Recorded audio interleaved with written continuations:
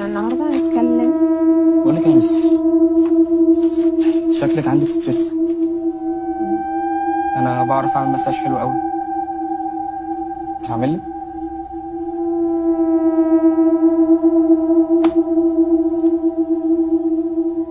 يعني يرضيك يا استاذ معتز اللي عمر عمله ده؟ لا طبعا ما ينفعش. انا لاقي معاه حساب تاني خالص، مراهقه. وانت اكيد عدى عليكي الحاجات دي كتير. معلش انا بتاسف لك وبوعدك ان الكلام ده مش هيحصل تاني.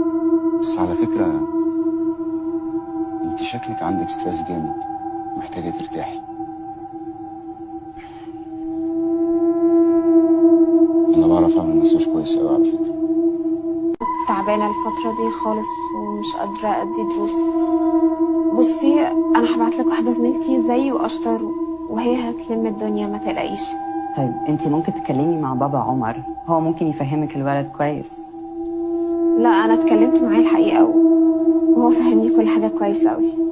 طيب انا بس مش عايزاكي تبقي متضايقه.